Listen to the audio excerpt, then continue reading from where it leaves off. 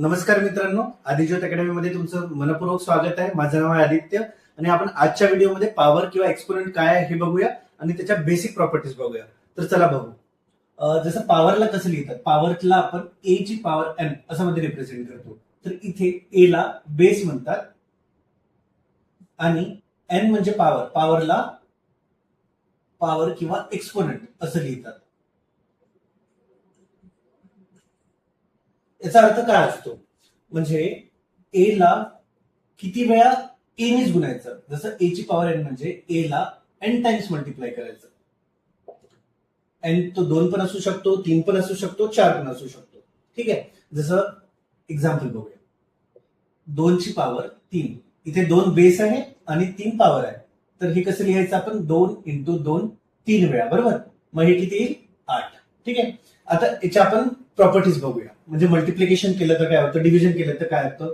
सगळ्यात पहिले ए ची पॉवर एन इंटू ए ची पॉवर एम. यात बघा ए सेम आहे म्हणजे बेस सेम आहे आणि बेस सेम असल्यावर पॉवरचं काय होतं बघा, ए एन प्लस एम याचा पॉवर ऍडिशन होतो. ठीक आहे. दुसरी प्रॉपर्टी बघूया, ए ची पॉवर एन डिवायडेड बाय ए ची पॉवर एन. यात पण बेस सेम आहे तर यात काय होईल, ए ची पॉवर एन मायनस एम. ठीक आहे. तिसरं बघूया, ए ची जर पॉवर 0 असेल तर काय होईल. ए ची पॉवर 0 असली तर नेहमी 1 असतो, फक्त प्रोव्हाइडेड की ए ची व्हॅल्यू 0 नको. ठीक आहे. चौथी प्रॉपर्टी, ए ची पॉवर जर मायनस मध्ये असेल तर काय आहे, ए ची पॉवर मायनस मध्ये असेल तर 1 डिवायडेड बाय ए ची पॉवर पॉझिटिव्ह करायची. ठीक आहे. 1 डिवायडेड बाय असतो. पाचवी प्रॉपर्टी आपण बघूया, ए ची पॉवर मध्ये फ्रॅक्शन असेल, जर 1 बाय एन असेल तर हा रूट मध्ये जातो, ए ची पॉवर एन. ठीक आहे. सहावी प्रॉपर्टी, ए ची पॉवर एम आणि त्याने परत पॉवर असेल तर काय होतं, ए ची पॉवर एम इंटू एन. ठीक आहे. या 6 प्रॉपर्टीज आहे. एक एक एक्झाम्पल बघूया आपण सगळ्याचं. सगळ्यात पहिले याचं एक्झाम्पल बघूया. 2 ची पॉवर 2 मल्टिप्लाय 2 ची पॉवर 3. हे किती होतील, बेस सेम आहे मग काय, 2 ची पॉवर 3, सॉरी पहिले 2 आहे, 2 प्लस 3 5. 2 ची पॉवर 5 किती होतं, 32. ठीक आहे. दुसऱ्या याच्यात बघूया डिव्हिजन मध्ये, 2 ची पॉवर 6 आहे डिवायडेड बाय 2 ची पॉवर 4 आहे तर काय होईल, डिव्हिजन आहे पॉवर सेम आहे तर 6 मायनस 4 किती येईल, इथे 2 ची पॉवर 2 किती आलं, हे 4.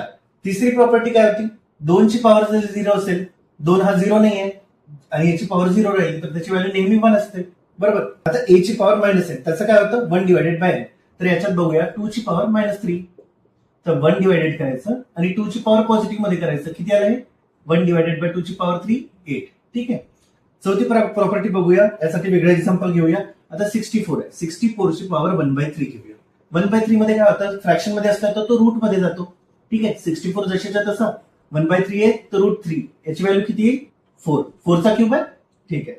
पाचवी प्रॉपर्टी बघूया, 2 ची पॉवर 2, याला परत पॉवर आहे तर काय होईल, 2 इंटू 3 हे किती आलं, 2 ची पॉवर 6 म्हणजे 64.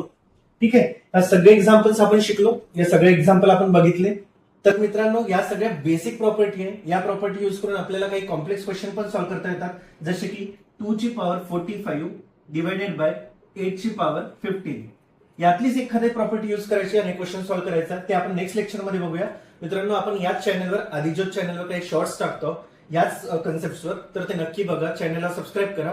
नेक्स्ट लेक्चर मध्ये आपण असे क्वेश्चन सॉल्व्ह कसे करायचे ते बघूया. तोपर्यंत नमस्कार.